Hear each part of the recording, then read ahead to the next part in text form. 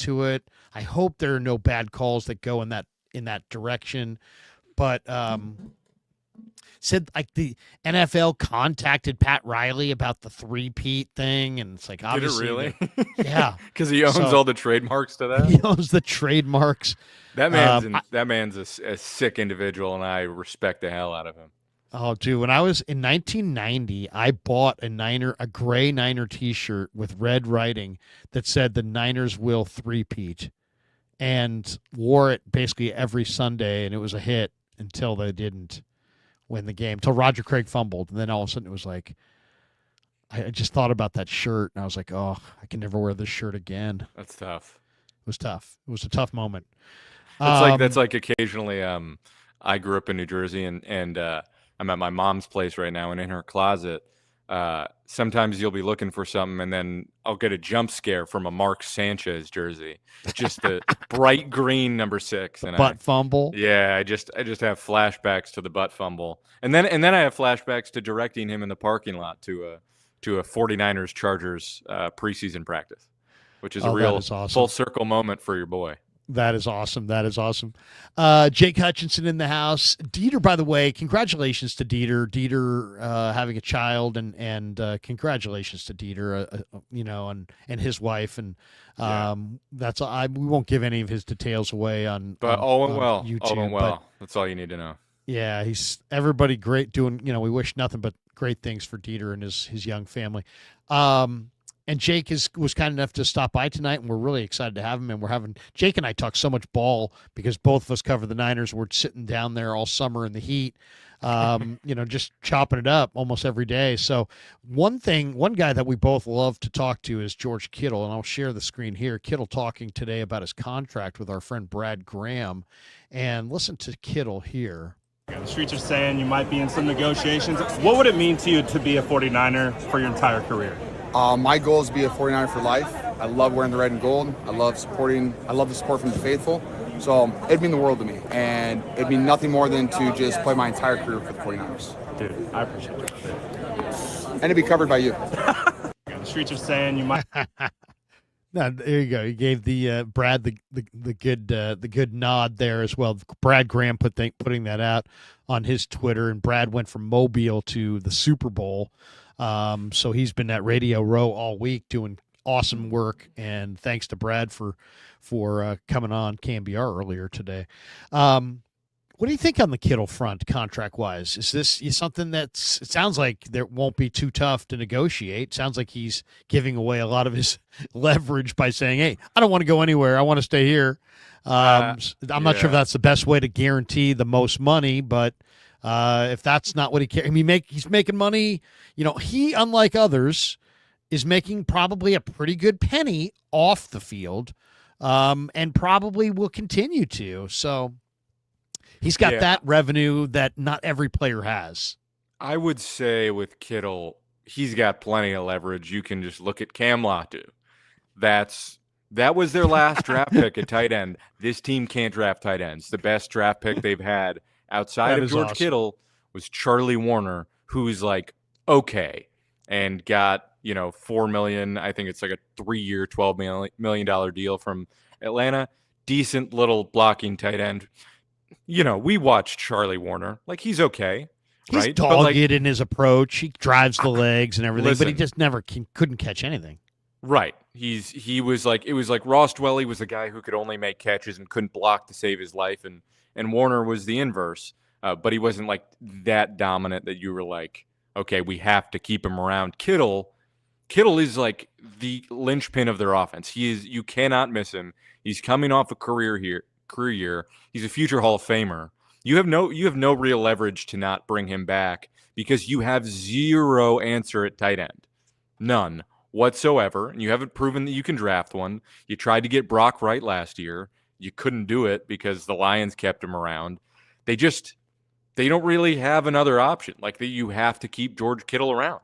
And he can talk about it because he's comfortable and he knows what his worth is. And if they try and play hardball, it's not going to go over well for them. He knows what he's worth. I think he, again, as a guy that understands his value, cares a bit about the finances of the game. He's going to get what he's worth. And And there's no better tight end in the game of football. He does everything well. I would say he slipped a little bit as a blocker, but he did so well as a receiver this year that it's hard to criticize. He's the only thing that worked in the red zone for him. So if I'm Kittle, I'm not sweating, putting it out there. I think he's got plenty of leverage to work with. I'm telling you, the Niners have really struggled to pick tight ends. I watched them practice all year. I mean, Saubert gave them a little something. He's a veteran. He's okay, but not much. And they just didn't have any.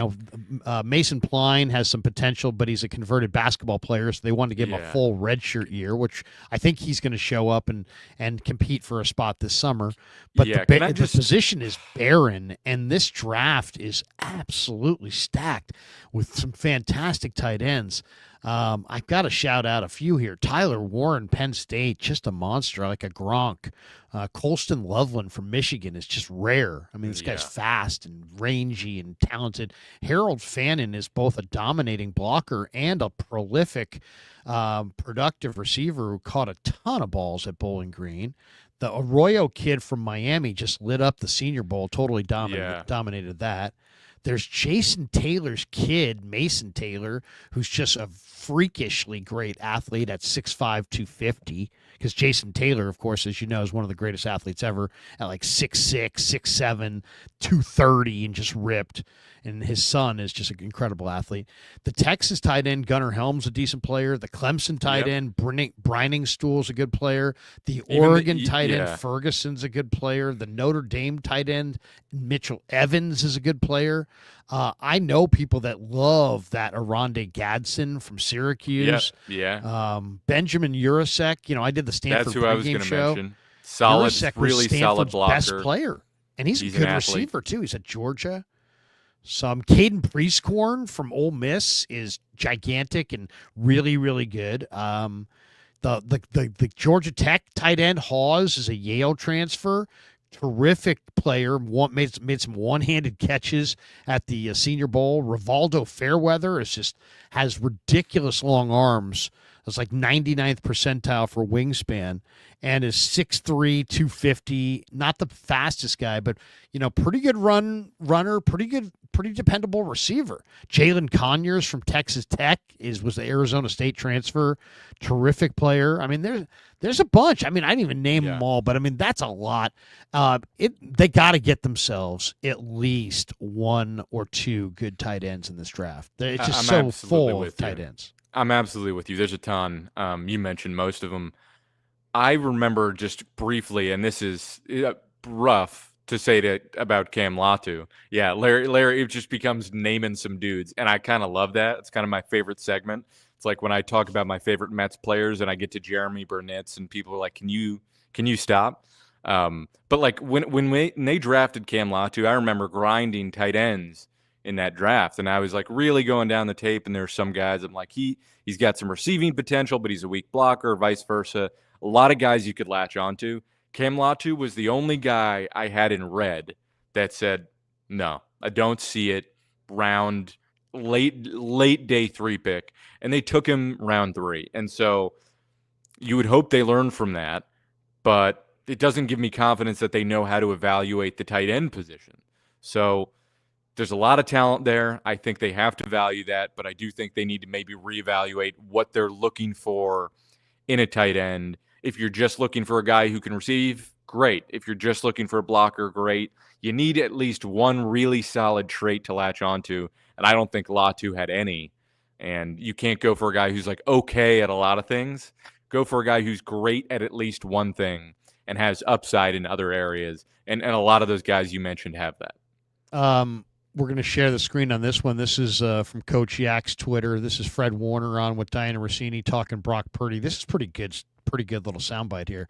I don't know if you're familiar with this one, but Diana Rossini, of course, what does she work with? The Athletic, I believe? Yeah. She's great. I almost ended up working with her.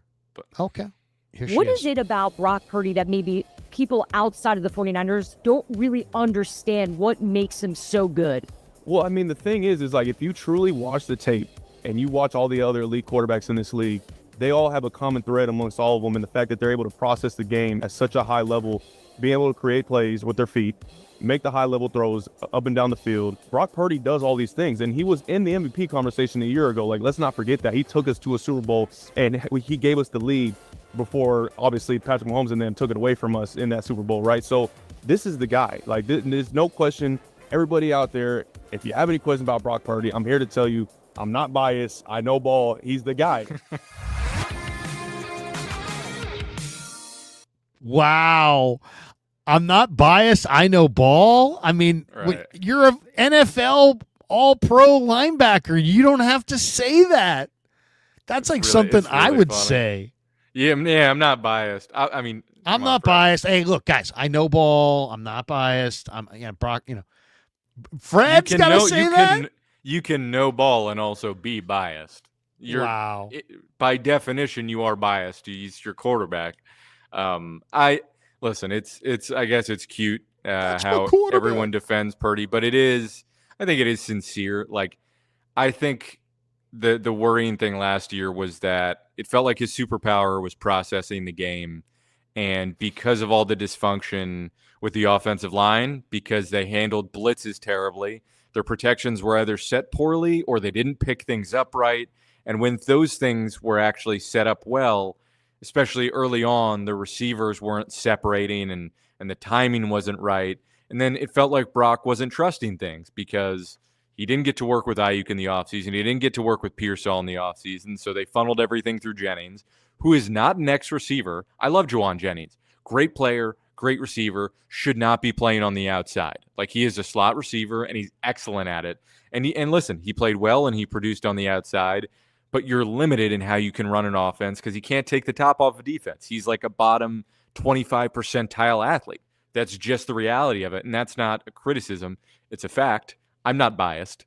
I know ball. Like, that's the reality of Juwan Jennings as a player. And so when you're trying to put pieces in spots that don't work, and the offense is dysfunctional, and you don't have schematic answers to blitzes where teams would overload one side and bring simulated pressure, and you don't have the dudes at center and left guard to answer some of those things when you do have the right play call, it's just there's a lot that didn't work and that Brock seemed to trust less and less as the season went. And so for me, I still think he's a fantastic quarterback, probably like top 10 at the very least, like on the fringe.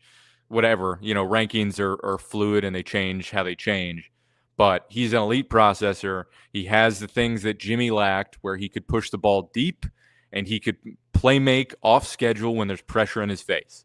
Jimmy didn't have that, and Brock immediately brought those two things. And Kyle actually trusts him and has discussions with him about how they want to evolve the offense.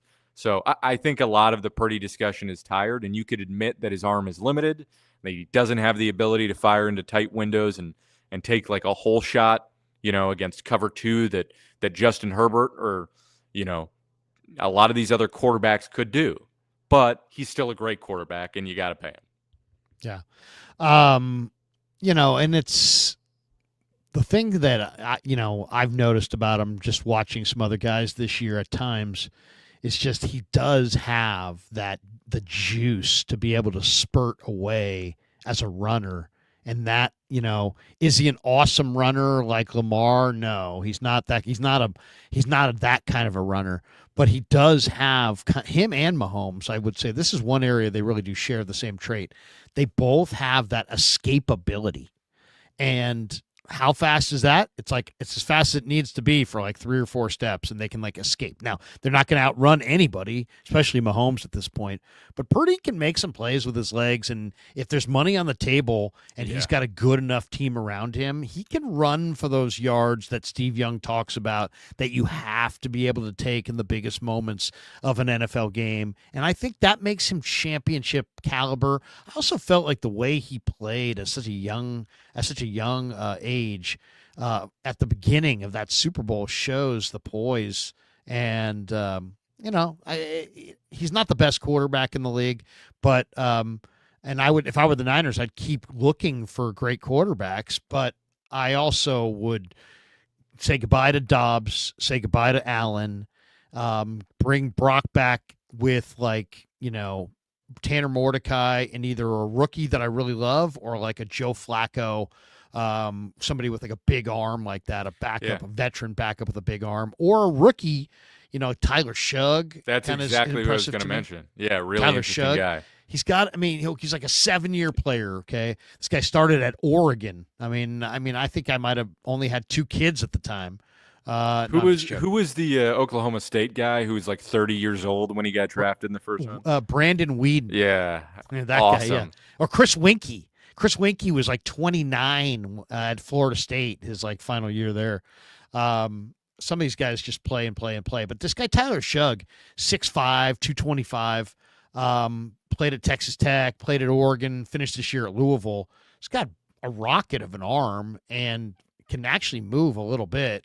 But the guy is 6'5", 225 with kind of a laser. He's not a runner, but he is interesting. Yeah, I'm with you. And I do think the 49ers have plenty of draft picks. I think they're going to have 9 or 10, something like that, depending on how the compensatories come in. They got chances where I think late in the draft, maybe, and Shug feels like a guy who's going to be in like the 3rd round, maybe the 4th. But I do think there is something to every year when you find a guy you like who's undervalued at quarterback. It's weird where like the top guys go and then there's just quarterbacks hanging around in the last day 3. There's always guys you can find, and taking a bite of that apple, it doesn't hurt. Like, yeah, you can totally whiff, but the upside is like finding a guy who could be a backup quarterback or your future starter, or at least push your starter and give you some leverage against it. So it's basically 32 players per round. So roughly 100 players of the first 3 rounds. So day 3 is everybody that's after 120 after all the extra picks or whatever, at the end of the 3rd round. So maybe you got 120, 130 picks going the first 2 days. And then the rest of it, everything from 120 to the back of the draft, are day 3 quarterbacks. Well, the quarterback market this year, it shows Cam Ward, Shedeur Sanders. Some people think Quinn Ewers might go in the 1st round, but probably not. Jalen Milroe looked terrible at the Senior Bowl and has small hands, but he's a great athlete and had a lot of success at Alabama. Then there's Jackson Dart. A lot of people think Jackson Dart could go in the 1st round. Will Howard won the national championship at Ohio State. Some people like Curtis Will Howard, Rourke. man.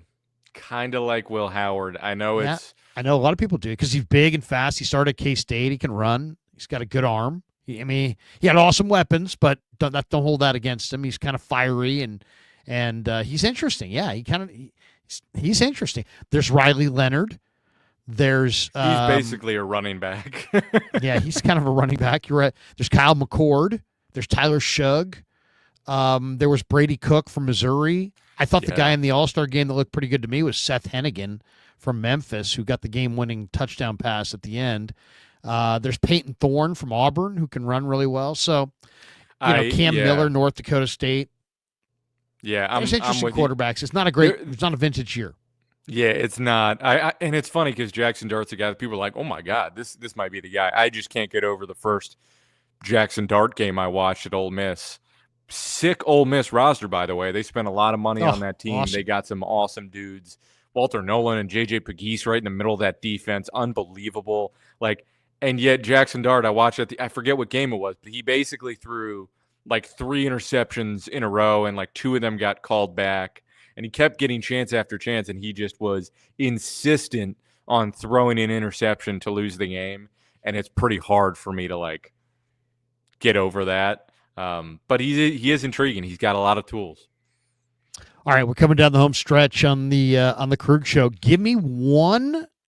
There's a lot of people throwing out a bunch of names, both free agency and the draft. I'm not hate. I'm all here for it. I ain't hating on it at all. It's just people talking about their favorite team, right? So this is the time of the year where people are like, "Hey, man, can the Niners get this guy?" I probably get that question, as you would imagine, about 27 times a day. But I'm all here for it. Chase Senior. I'm looking at Chase Senior's thing because he actually had a kind of an interesting thing, but guy tweets out so many freaking things. I gotta.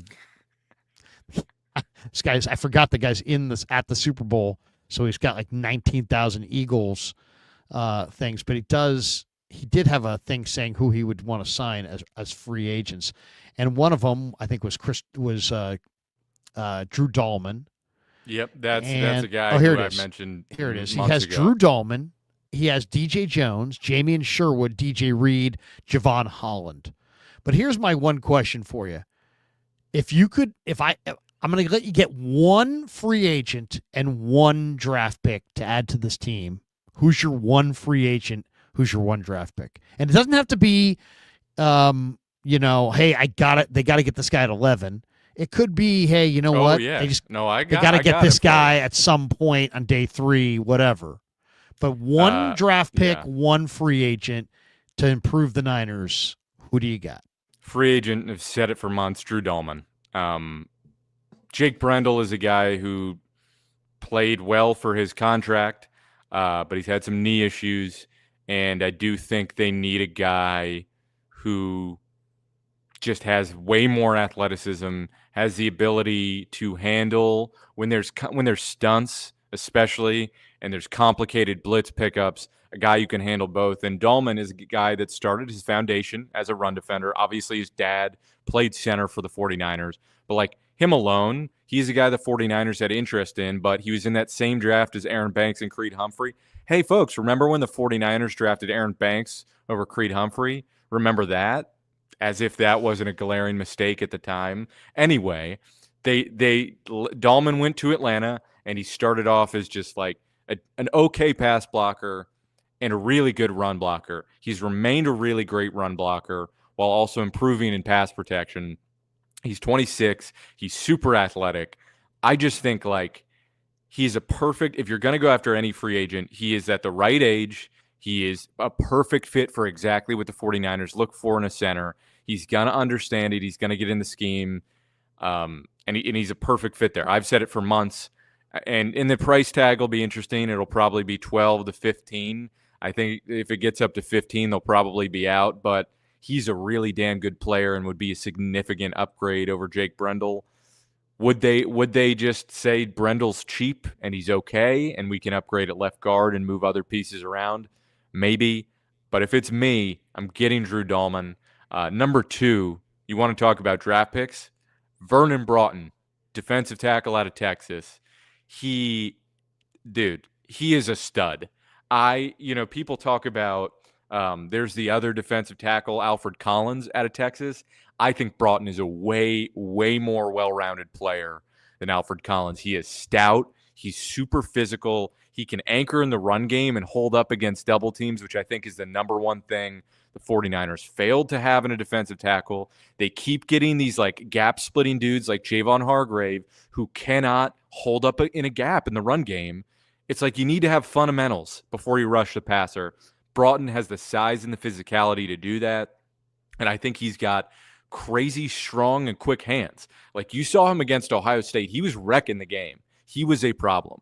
I just think he's an incredibly well-rounded, very undervalued player who, like, on some boards, I think ESPN had him as like the 15th defensive tackle, which is insane to me. I would feel extremely comfortable drafting him in round 3. I think he is a flat-out dude who's going to produce from day one.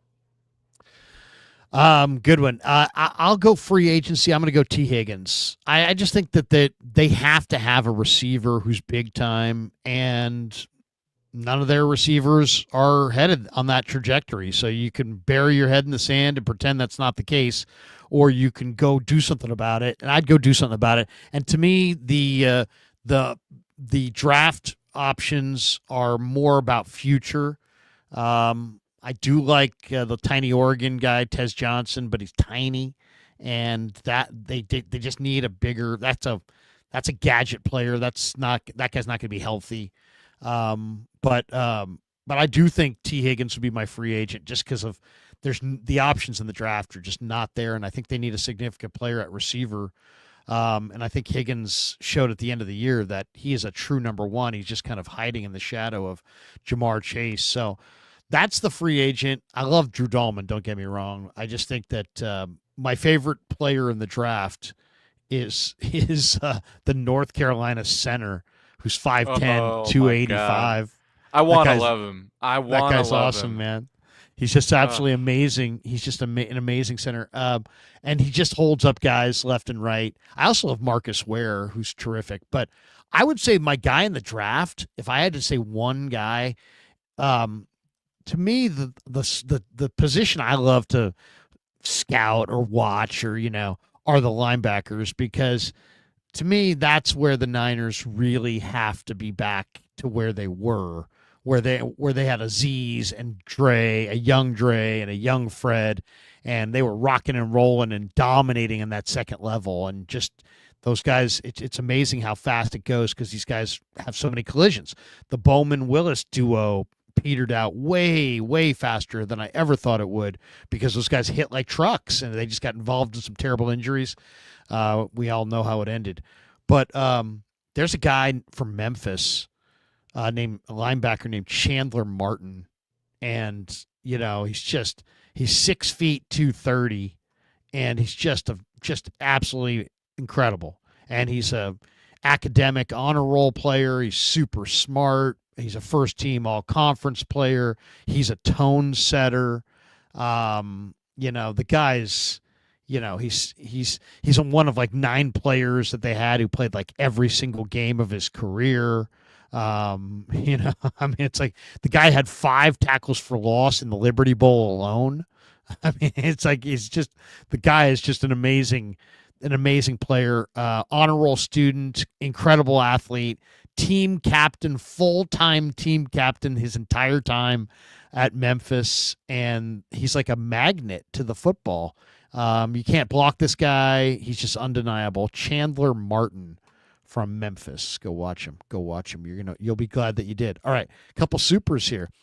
Clawdaddy Arcades, who's sponsoring our trip to spring training, and we're going to spring training in the month of March. We're really fired up. We'll be in Scottsdale in the month of March, and if you would like to sponsor our trip to spring training, we do have 2 sponsorships available. If anybody wants to sponsor, please just reach out and contact us. And if it's a product that we don't already have, on our advertised on our show currently, we can potentially make it happen. So anyway, thanks to everybody who's already reached out to sponsor our show and, of course, our trip to spring training. But Clawdaddy Arcade says, I'm a little worried about our wide receiver room as well, LK. Trade the 4th and 5th for Debo.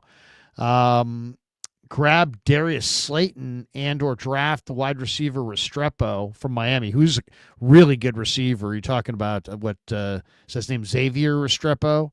He's a little he's bit nice. like He's got Braxton great ball Berrios. skills. Obviously, is like, from Miami, but he's like that crafty little slot receiver who's going to annoy the hell out of you because he's great just hands. really tough to cover underneath. Great hands. You can probably use him as a punt returner. He's tricky. Yeah. He's and I've seen people think he's going in the second round. He's 5'9", he's 200 pounds, he's incredibly productive. He's like one of these guys. I mean, the top slot receivers are Tez, Restrepo, and the guy that you just talked about, Jalen Noel from Iowa State. Those are considered the top guys. I mean, Jamal Pritchett from South Alabama and Mario Williams, the USC kid who transferred to Tulane.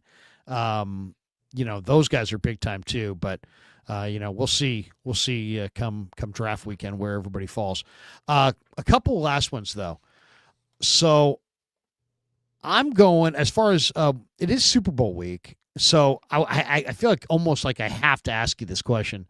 What is, and I'm going to use a word in particular. I'm going to go with best, okay? Because best is totally subjective. Yeah, we're not saying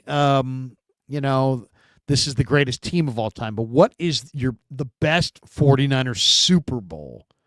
They played in 16, 19, 23, 24, 29 as victors, and they played in Super Bowl 47, 54, and now 58 as losers. What was the best, most entertaining 49ers Super Bowl? I mean, I'm going back to I was watching. I can't remember if it was.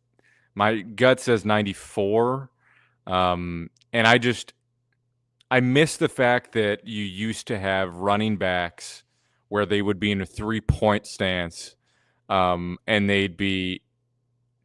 It's just that like offset running back formation, and the way they would run stuff. That to me was like kind of the most entertaining thing. I know that's like a psychotic answer, but watching Jerry Rice and some of that old tape and just seeing like the way defenses used to run and how like motions kind of existed, but they were all funky and they were really fully sideways. Yeah, maybe it's that first Bengals one I'm thinking of. That is, I think that's my gut. I mean, it's tough because these are all so entertaining. The only one I was ever at was Super Bowl 47 in New Orleans, Niners Ravens, for the actual Super Bowl itself. And that's when the lights went out and the whole deal against the Ravens. It was a thrilling game, but it was maddening the way it ended.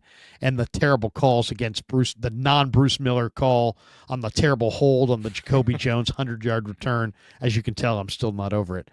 But I would say Super Bowl 23 was the best game. Montana finding Taylor in the back of the end zone. They beat a killer Bengals team that was awesome. That Bengals team in Super Bowl 23 was quite a bit better than the Dolphins in 84, quite a bit better than the Bengals version with Ken Anderson in 81, quite a bit better than Denver, I think, the next year. Those Bengals jerseys back then, man, they were awesome. That was a great team. David Fulcher and they had just tons of talent. I mean, that was an amazing. That was the beginning of Munoz. I mean, Munoz was a young guy at that point. Greatest tackle Munoz of all was time. a young guy in 81, I should say. He was a veteran at that point. Yeah, that was that's my gut. I was at the Miami Super Bowl. I left town before the Vegas Super Bowl because I knew how much of a disaster it was going to be, and I didn't even know if I was going to be able to see it in the stadium. I was like, I'd rather be home and get out of Vegas, and just deal with this at home. But you should have done the show in a Ralph voice. Tyler, Larry, do the rest of the show in the Ralph voice.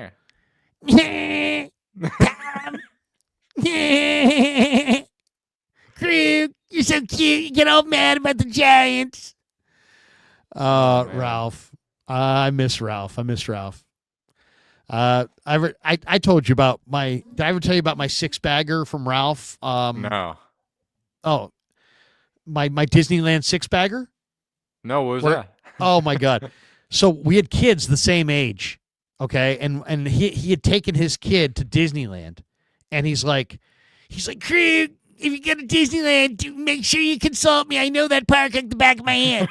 So he was like super intense about Disneyland, and he wanted to talk about it. We did the face-off, but I always had to do my show. Like, oh, Ralph, I'd love to hear more about Disneyland, but I got to do my show. I got to talk sports. Yeah, no problem. Yeah, we'll talk about it another time. I'll leave you a message. Don't problem. No, not a big deal. I'll leave you a voicemail. I'm like, all right, great. Leave me a voicemail. So, I didn't even know how to even access my work voicemail. I mean, to be completely honest, only like maniacs ever left me voicemails. At work, I only got one of them, and he told me to have Howard Stern on the radio. I was like, all right, I'll get on it. I mean, it's a true wasted phone line. But anyway, I did leave a message. I did have a message thing in there. So anyway, I get to it. He's like, Krug, I left you a bunch of messages. So I go down. I can't figure out how to access it. I got to go to like HR, and I have to have like somebody in promotions help me access my voicemail.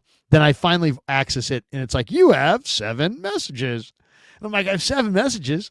And it was 6 of them. One was like somebody like, hey, would you volunteer for this? The 6 others were all Ralph. And he was just in his Ralph voice trying to tell, Krug, okay, this is what you do. You go to Disneyland. Every single one of them is Disneyland related. It's all about Disneyland. And then he'd be like, incredible. Boop.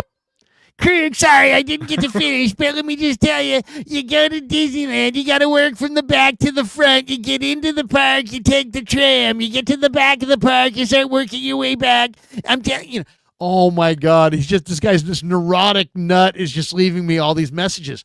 I played it for Bob Agnew, our program director, and he's like, told the general manager, he's like, Sal, get down here.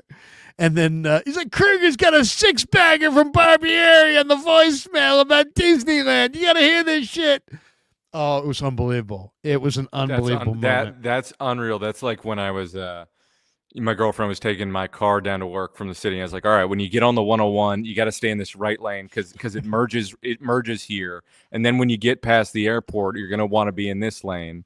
And you're just like, it's these like horrible things, these mental maps you have memorized in your brain.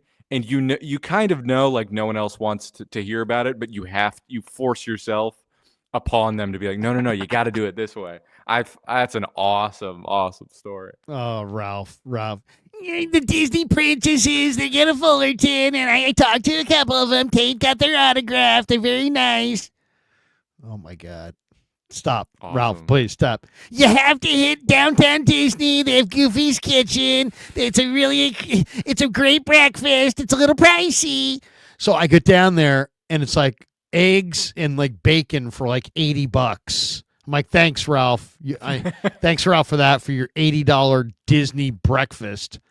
That's unreal. Craig, you're making memories. Oh my God, that's awesome. I went to school down there, and there were some kids that would go every weekend, and I could never wrap my head around that. Could you imagine fireworks going off at 8:30 every night in your neighborhood? That's what it would be like to live next to Disneyland. They have a fireworks show. When I got my dog, he was like, as a puppy, he was fine with fireworks at first because he was used to them.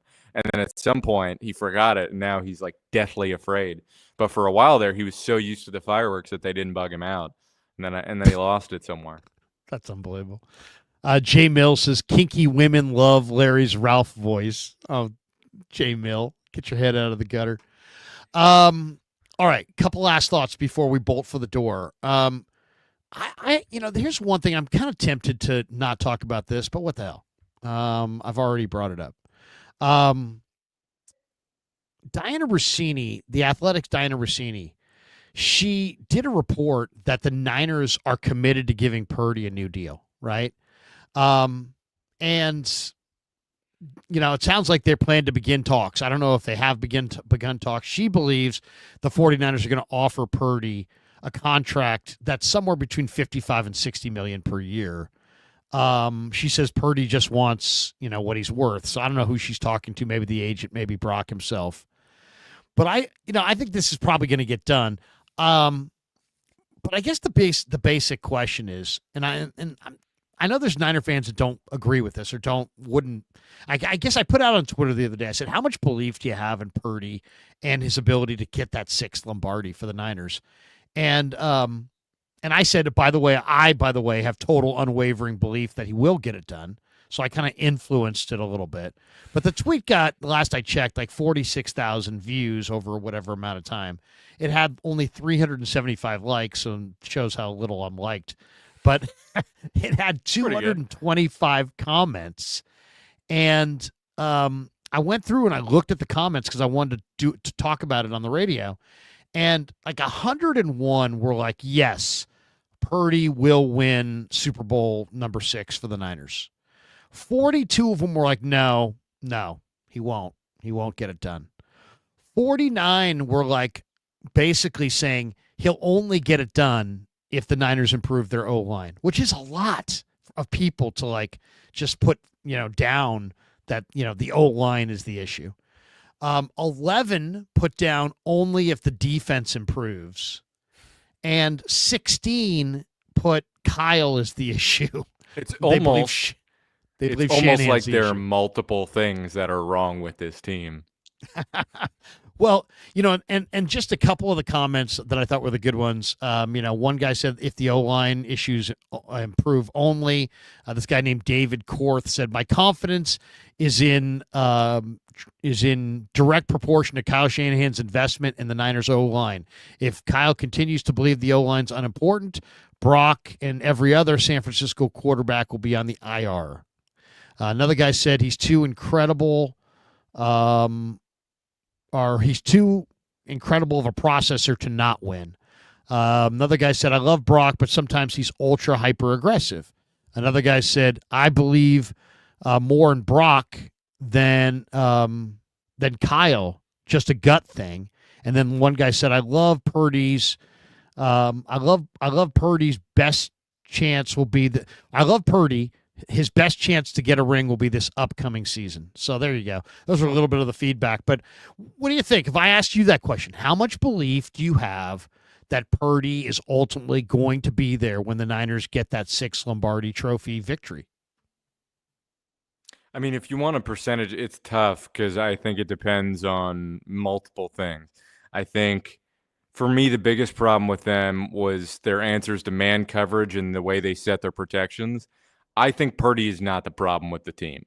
So I think if they draft well, if they fix defensive tackle, number one, if they add other pieces elsewhere, if they add some depth at minimum to their offensive line, Saleh coming back is monumental. And if they reevaluate a little bit how they call protections and maybe give Purdy the green light on certain third downs to say, all right, let you adjust the play. I mean, I asked him about it at the end of the season, and he said, I actually have talked to the coaches about ways we can improve getting plays in quicker, because part of the reason he can't adjust protections is like he has so much to check at the line of scrimmage and so much to get in order, and there's cans built in, and there's so many motions that to try and change a protection at the last second is borderline impossible. So they just need to. He has the flexibility to change the protection. Yeah, but he doesn't. does Scrimmage. But not really. He has the flexibility to call the protections at the line of scrimmage. Yeah, but not really. Like that's not the reality of it. Like the reality is there are like 2 or 3 plays like built into every one of his calls, and so if he's actually gonna change it, he needs the time to be able to get up to the line of scrimmage and have a play. He needs to diagnose what coverage is going in. He's sending a man in motion, and then the clock is ticking down. He doesn't really have time to go over and set the protections. And Kyle Shanahan has constantly talked about, like I give them that freedom, but really like I don't ask them to do that, because he references when Kirk Cousins did it, and he did it 3 times, and he couldn't, and he got it right like one of the times, and he was stressed out because there's so much built into every play. And there's so much just time a lot involved. Of choices. He's just paring down the choices and giving them basically a play that he knows fits the personnel grouping and the formation that he has called. Because there's 2 ways right there that you could make a mistake. You could call the right play in the wrong personnel grouping. You could have the right play, the wrong formation. So he's trying to eliminate and streamline the thing for the quarterback, so he has either the play that's called or an alternate play that goes with that same personnel grouping and that same formation, right, so that you don't have to move guys around because the clock is ticking and you don't have a lot of time. But he does have the ability to slide protection either way, and make that decision on every single pass play. So but he doesn't really have it's a misstatement to say that this guy can't change protections at the line of scrimmage. He absolutely can. He could. But it's like a theoretical thing. It's like he doesn't have the time, and that's not something they really ask him to do because he has to do so much else. He has to get everybody aligned. When a play ends, they're already at 25 seconds just to get the play in and break the huddle and get people out there. And then it's like checking, okay, what's the defense doing? Check. All right, are we canning? Are we staying? By then you're down at best to 15 seconds. You have a motion. Like that's if the play's going well. Most of the time there's far less time than that to actually get it in. And so theoretically, yes, he could change the protections. They're not asking him to do that, and he's not really doing that because he doesn't have the time to do it. And it's not something that they've built into how they run the offense. So I've talked to him multiple times, and he said, yes, he can, but he relies on Jake Brendel mostly it's the thing of he's just checking his math and making sure it's all right. And that's part of the process is he's going up and making sure it's okay. And if it looks like Dyer, I'm sure there's some times he's done it. It is very, very, very rare, and it's very hard for him to do that with the way it operates. And yet he's done it on more than one occasion, even Very last rarely. year. But last year in the playoffs he did it, or last year in the playoff run he did it. I mean, Brock has never expressed publicly any frustration in what he is able to do at the line of scrimmage that I've heard that was directly fly in the Niners process. Fly in the face, like he doesn't like their process. He's never taken that tact. He's discussed their process, but he never has said, hey, you know what, this process in any way limits me.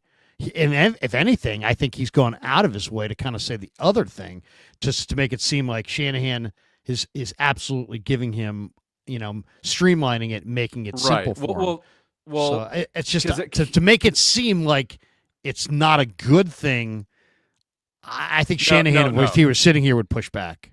One, he's not going to disagree or he's always going to defend it. But two, I think he wants more on his plate. And if he is going to take him to the Super Bowl, they need to put more on his plate and evolve by allowing him to do that. And I'm really talking about like key third downs where they get like an overload blitz and then there's 2 free rushers where at most you should have one, and it should always be, in my view, to where the quarterback can see them coming, not to their blind side. Because a lot of the time, the way it's designed, they're asking Brock to like fade away from pressure, which is an insane ask. I don't think he's like frustrated with their system fundamentally, but I do think when I asked him about it and he said, yeah, we can get quicker, I do think he recognizes there are areas for them to improve, be quicker in how they call plays, to allow him to diagnose more things before the line of scrimmage, because especially when things are imperfect, he needs to know what he's going up against. And a lot of the times this season, it felt like he had too much on his plate to be able to do that because they missed training camp and they had guys in the wrong spots. Couple more. Costco hot dog says, I ate at Cafe Du Monde before your story. Hilarious. I was talking about my my powdered sugar experience at Cafe Du Monde in New Orleans. Claudaddy Arcade says, great show, fellas. Don't know Ralph, but I can only imagine him as a caricature drawing. Love the impersonation. Thank you. Thank you, Claudaddy. Okay, I'm just going to ask, sometimes some of these things are more better in visual form. I know we have an audio audience sometimes. Some of the people watching, or some of the people are just hearing this, so this is not going to help them. But I'm just going to share the screen, and let me see if I can make that any bigger. I guess it's already pretty big. So there you go. Does anybody have a problem with anything that we're looking at here? Jake, do you have a problem with anything that we're seeing here? How many things can we find fault with in this particular picture? So at least as far as the Eagles jersey is concerned, what bothers you most about this picture? They are represented by the same agent and they are good friends. I don't think it's a strong strategic move on Debo's part, but I can understand why he's wearing A.J. Brown's uniform and trying to rep his friend. I'm not going to comment on the other obvious flaws in the photo. I mean, as somebody who also has kind of a boiler, that looks like a boiler, which for a wide receiver is just not a good look. The Eagles thing doesn't bother me. He did say he was going to wait until after the Super Bowl to start working out. Yeah, that's literally what he said on the locker room clean out day. He's a man of his word. Oh wow, that's bad. Will Debo be a 49er in training camp? Yeah. A little bit. Yeah. Okay. I think this is his last year with the team, and the uncertainty with Ayuk. They still have some uncertainty at running back, honestly. I'd say Kyle still loves Debo genuinely like a son. Like, that can't be understated. Kyle genuinely has a deep, good relationship with Debo. I think he'll stay around for one more year, and that'll be it. Okay. Just for people who keeping up on the Niners, George Kittle wins the Salute to Service Award. Good for George. He's a good dude. CMC, according to reports, is expected to be 100% healthy by next week, according to his father, Ed McCaffrey. So that's good news. That seems like it flies in the face of the whole chronic tendonitis in both Achilles report, but whatever. And yeah, that's pretty much it. Oh, Matt Barrows proposed a Myles Garrett for 25 first, a 26 first, and Jake Moody. Would you make that trade? Did he actually put Jake Moody in there? Yes. Jake Moody, a 25 first and a 26 first. So for the Niners, I mean, think about it. It's the 11th pick in the draft this year. They're hoping it's the 32nd pick in the draft next year. And your kicker for Myles Garrett. I don't understand the point of Jake Moody. That has to be a bit. I think he's from Ohio. I think that's what Matt said. Maybe I'll look that up. I thought he said he's from Jake Moody's from Ohio. Sure. I mean, yeah, I do. I guess I do. Now that trade. the kicker who doesn't make field goals gets to call his shots. I mean, listen, like if you're doing that trade, you're giving up one thing in the immediate term, and then you're just getting basically Myles Garrett for free this year because he costs $1 million on the cap. So if you're the 49ers and that's now he's not from Ohio, he's from Michigan. So I think you do that because even if it's 2 firsts, it's still 2 unknowns. I know. I'm a big draft guy, so it's hard to give away that. But still, Myles Garrett is so special. You know, they tried this with Dee Ford. They almost got it done. They tried this. Yeah, but Dee They Ford tried had this, the last couple of years with issues. Leonard Floyd and different guys, and they've gotten close. Ab Samson Ebukam. I mean, this is doing the best you can do if you go get Myles Garrett. It's they've tried and they've tried and they've tried, and the best guy they had was probably Charles Omenihu, who's again, he's out there. That's going to be an option. But yeah, if it's this in next year's first, it's malpractice not to do that, because if you're literally it's $1 million in the cap. He's basically free. You're trading an unknown in this year's player, and then an unknown next year that's probably that's going to be in the latter half of the first round. So if that was on the table, which it's not, of course, you have to pull the trigger on that. One other note, and this is kind of interesting. Pro Football Focus is reporting that the Lions, who have $46.5 million in cap room, and the Indianapolis Colts are the 2 teams who potentially could sign Dre Greenlaw away from the Niners this offseason. The Lions and the Colts. It's interesting. He just built a house or buying a house in Dallas, from what I'm hearing. I was thinking maybe Dallas or maybe Houston. I was thinking maybe go play for D'Amico.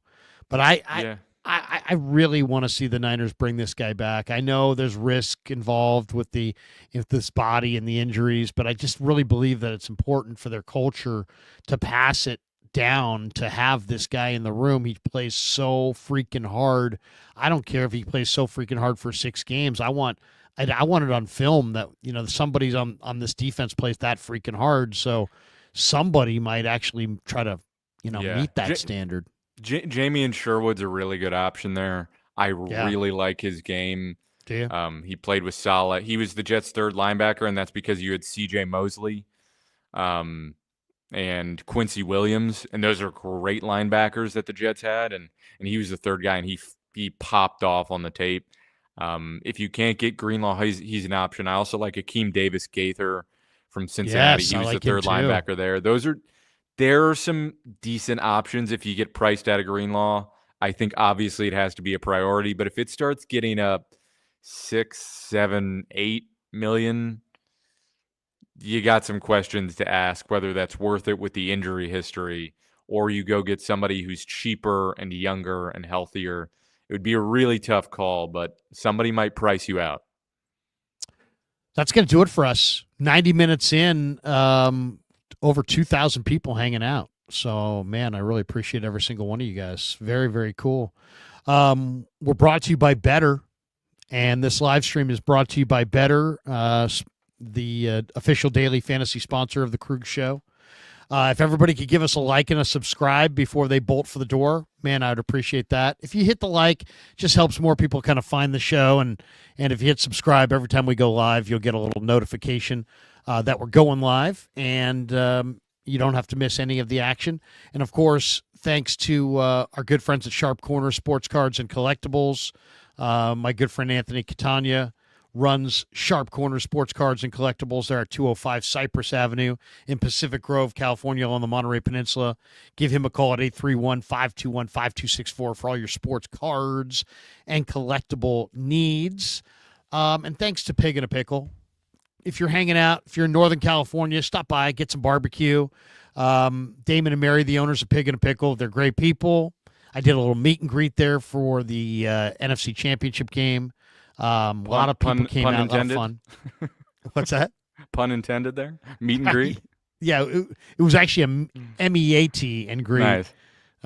So yeah, but they're awesome. Thanks to them for being the title sponsors of the Krug Show. As I said, we're going to spring training. We've already booked it. We'll be in Scottsdale for a week of Giants baseball and some golf. I'm bringing my boys down. We're gonna have a good time. Looking forward to that. And if anybody wants to be one of our additional sponsors, the entire month of March is also available with our sponsorship to spring training. So we'll talk more about that with anybody who has interest. Just contact me and we can at least see if we're mutually beneficial to one another. And that's going to do it. Jake, tell people where they can find you. And I know you put a bunch of stuff out there, and Jake's one of the best in the business covering the Niners, really, really on top of it, and is front and center for all of it throughout training camp, throughout the whole season, and does amazing work. So tell people where they can find you. Yeah, follow me and Dieter. Follow Dieter and Hutch on YouTube. We are grinding draft stuff. We're grinding through it. We just did some Shrine Bowl. Senior Bowl will be up tomorrow. 5 guys that we each liked. We're grinding through.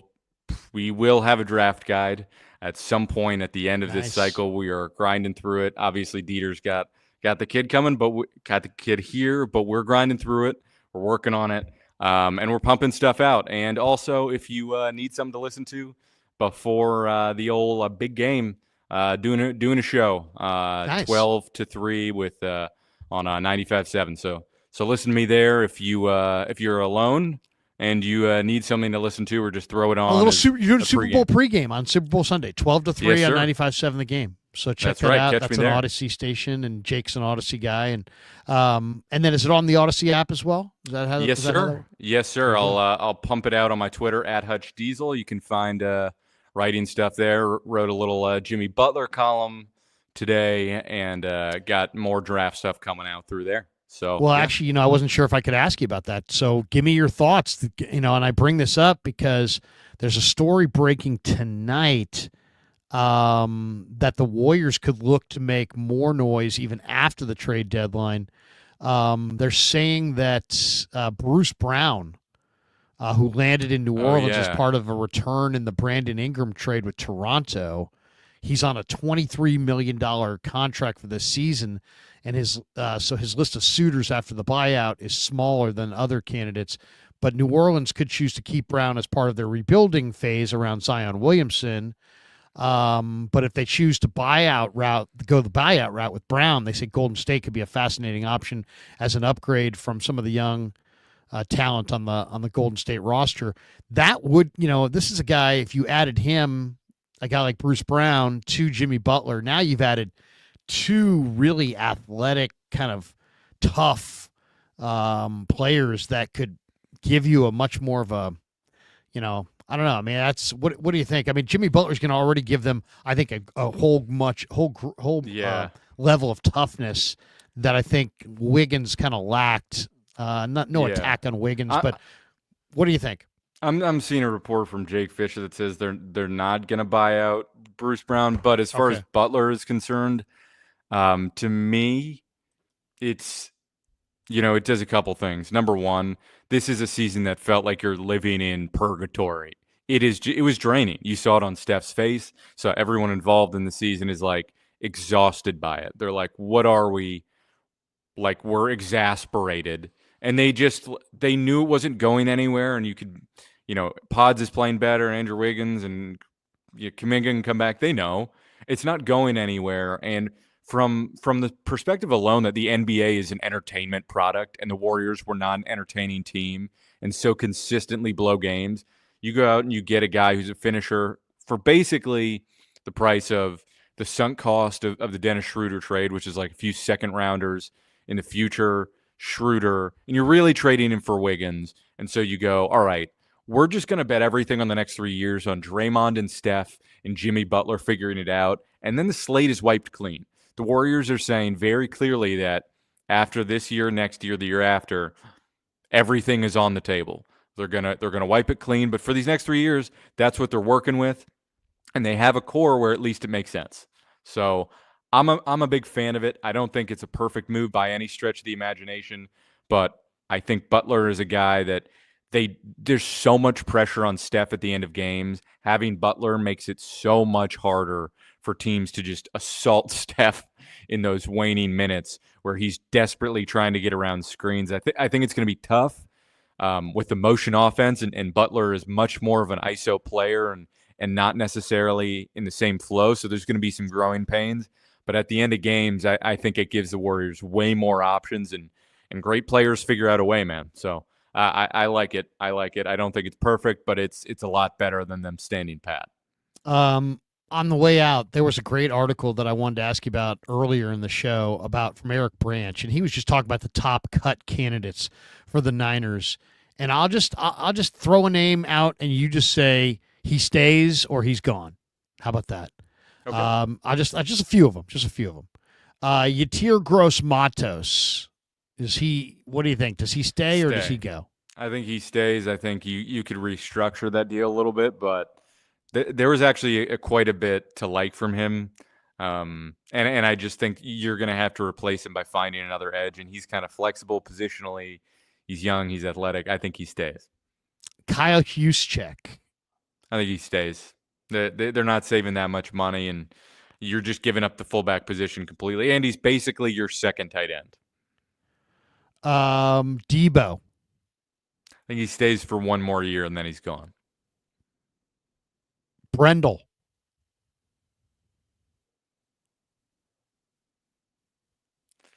My gut is he stays, even though I think they should probably move on. That's like a 51-49. I think if they can get Drew Dahlman, they go that route. Leonard Floyd, last one. Probably stays. They just don't have a lot of depth, and it's not sexy, but I think he stays. For the crazy Giant fan that may be watching, because I know there's a few of them, saw a rumor today that Anthony Rizzo to the Giants. Rizzo's prime is obviously come and gone. He's still got a pretty good glove. Hit 228 last year with 8 home runs, as in 1, 2, 3, 4, 5, 6, 7, 8. He's had back-to-back years of fewer than 100 games. They say that the Padres and the Mariners and the Giants all potentially looking at the 35-year-old former Cubby. What do you think? Giants, Rizzo, will the Giants they didn't go for the polar bear. Will they go for Anthony Rizzo? Probably, because he's way worse. And the Giants love to just be like, well, we're going to go get this. I don't know. Why are they not trying to get Pete Alonso? It's hard for me to even talk about the San Francisco Giants. Sure, go get Anthony Rizzo, who can strike out 1,000 times next season. Awesome. It's really going to move the needle. It's really going to make them a little bit more than above break even. Jake, great stuff, man. Thanks for coming on tonight. Thanks to all of you guys. I'm back tomorrow morning at 9 a.m. streaming on Friday, looking ahead to Super Bowl 59. Have a great night, everybody. Thanks to Jake. Thanks to all of you. Peace. Yeah, never met a man I've been scared of. Careful.